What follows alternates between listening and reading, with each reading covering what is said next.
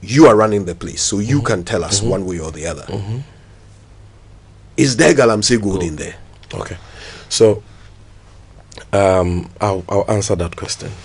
First of all, let me clear some misconceptions that people have relied on your question and the answer the president gave to your question, to propagate in the last few days before I even come to the question. Because some have suggested that what the impression you sought to create, which I know was not your impression, but the impression they are rather seeking to create, is that Good Board is promoting Galamsey.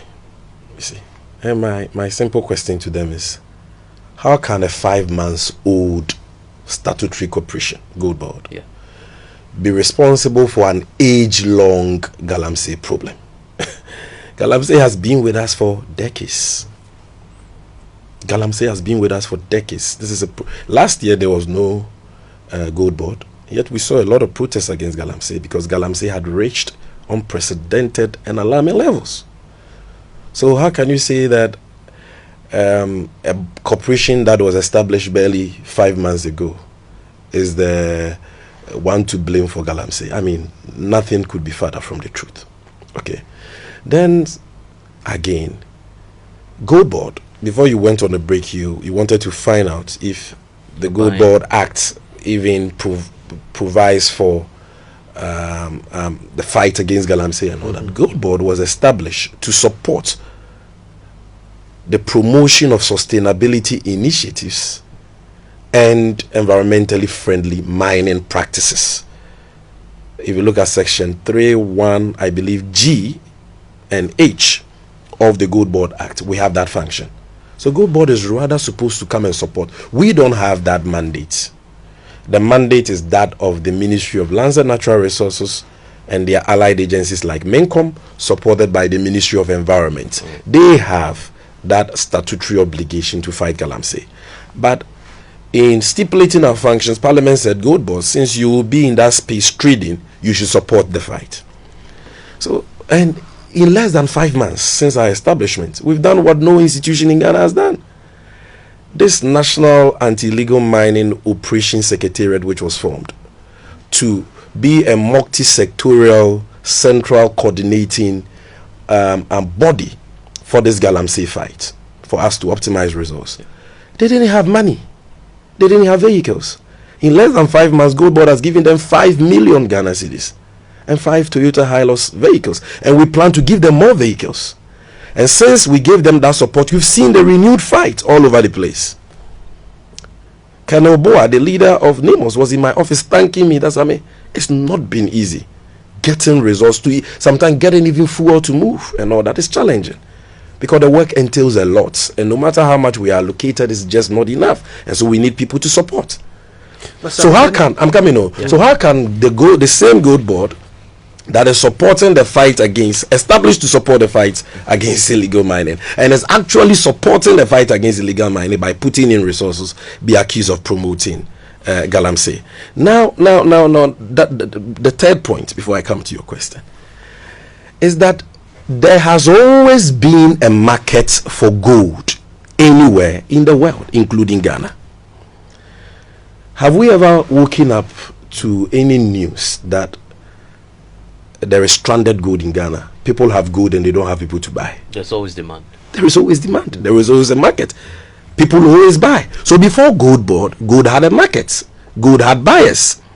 So to create the impression that nobody was buying Galamsey gold, and all of a sudden you've had Gold Board, which is now giving Galamsey gold a market and therefore encouraging it, then clearly you don't understand what you're saying. Let me make this clear. Now I'm answering your question. Gold Board does not directly, as I've already explained, buy gold. Gold Board, as an institution, does not directly buy gold. Gold is bought for Gold Board by individuals, private individuals who are licensed to buy gold. These are not structures of the Gold Board. These are businesses. Like in the cocoa space, you have LBCs. Okay. Now these people who buy gold, because I don't buy gold. Some people say, does Gold Board buy gold? They first of all must understand that Gold Board itself is not on the market buying gold. Gold Board doesn't have buying offices for gold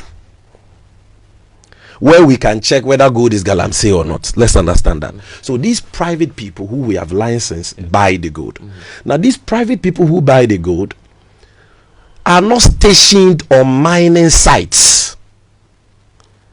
They are located in towns and districts, mainly district capitals and regional capitals. They don't set up their buying offices on mining sites. So they sit in their offices and somebody brings gold to them to buy, and because they have the license, they buy. Now when they are buying, they don't have any technology or any system that will let them know that this gold that has been brought to me to buy, this was where it was mined, and this is the person who mined it, and this is when it was mined. Because you see, when we are talking about Galamsey gold, it is not just a matter of buying gold from unlicensed miners. That is a very narrow way of looking at it, because people can be licensed and still mine gold illegally, worse than Galamseyers who are not licensed. So whether the person was licensed or not, how does the person sitting in a regional capital in his gold buying office, when the gold comes, how does he know that this gold was mined responsibly? For me, that is an issue, without any negative impact on the environment. They don't have that system. And this is a problem we've had since Nkrumah, or since our colonial days. Now it is this 5 months old company or corporation called Gold Board which has now been given the mandate to find a solution to that problem. And Kojo, you think we can find a solution in 5 months to a problem that has existed for how many decades? Can we not adopt the traceability? No. It is there. Right. It's in the function. We are supposed to promote formalization of small scale sector through traceability, responsible source, and all that. I'm saying this has not been done since the colonial days. Now we are having this conversation about traceability because there is Gold Board. If there was no Gold Board, what government institution will lead traceability?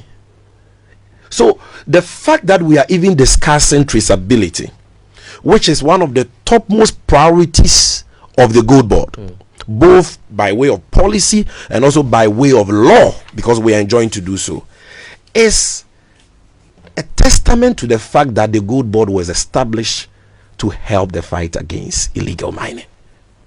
Because now you have an institution that can. And we have given timelines that before the end of this year, we will introduce the traceability system and commence the implementation, because it will take a long time before you roll it out. When people talk about traceability, they don't understand. But it is a very, very complicated thing, especially if you look at the ASM sector we have. Because you want to be able to trace every gold, and gold, when it is mined, is not the gold you see on television. The gold either is in a powdered form or in a form of nuggets and all that, and you should be able to tell the mine of origin where that gold came from.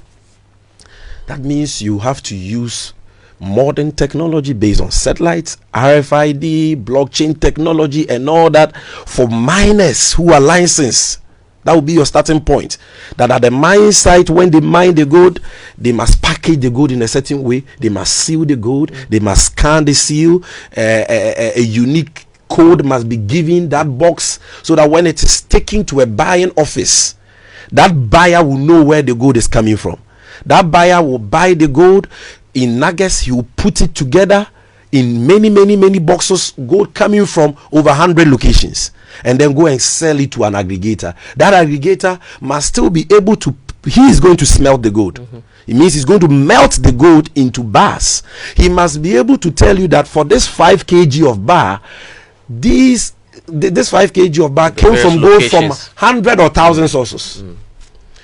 He must not lose the original source of each of the components of the bar before he brings it to Gold Board, and Gold Board must do the same before it is exported out of Ghana. So that is a system we are working on now, and we are working with a lot of companies in that area. And by next year, I'm sure we'll have good news for Ghana. So the president was honest. You see, we must admit something. President Mahama is governing with integrity. He says it as it is. Never in the history of this country have we been able to achieve that. But now we are working on it. and very soon we'll be able to achieve that and know the source of gold, so that if you are a licensed buyer of the gold board and you are seated in Obuasi, anybody can bring you gold in your office at Obuasi, but that gold may not be coming from Obuasi, it may be coming from another town. How are you able to tell? Now we are working on a system which will help you to tell. So if you know the source, then you will know, is this source licensed, and are they certified as a licensed mining company? That, because the fact that you are licensed doesn't mean that your gold is environmentally compliant. That is why we have a lot of licensed small scale mines in Ghana who are not operating in accordance with the OECD guidelines, and therefore their gold will not be accepted by LBMA refinery. So the fact that you have a license is just a small part of the problem. But what are the methods of mining are you using? Are you using mercury?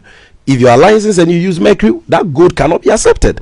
It cannot go to an LBMA refinery. Are you using child labor? That's against the OECD guidelines. So it is bigger than we expect, and the gold board will need time to put that system in place. But just by the way, Kojo, when you have that traceability system, it doesn't automatically resolve the issue. The country will have to take a decision as to how we treat gold that is not traceable. I won't say Galamsey gold, but gold that, because like I said, to Ghanaians, Galamsey gold is gold that is mined by an unlicensed miner. But to gold board, we cannot adopt that definition. It is gold that is mined irresponsibly, whether you are licensed or not. If you are not following the OECD guidelines, your gold will not be traced, and your gold cannot find its way into our reserves or into an LBMA. So what then happens to gold that is not traceable? That is gold coming from persons without licenses, or persons with licenses but who are not even mining responsibly. Somebody will say, then don't buy it. The counter argument somebody can make is, if you don't buy it, then what are you telling them? To smuggle it? Because gold will always have a buyer. Gold will always have a market, and that gold is a property of the republic vested in the president. So are you going to reject it and tell the person to smuggle it so that we don't even get the effects and the revenue we are supposed to get from it? Or will you say that for those producing traceable gold, we will buy your gold at a premium, like some LBMA refineries do?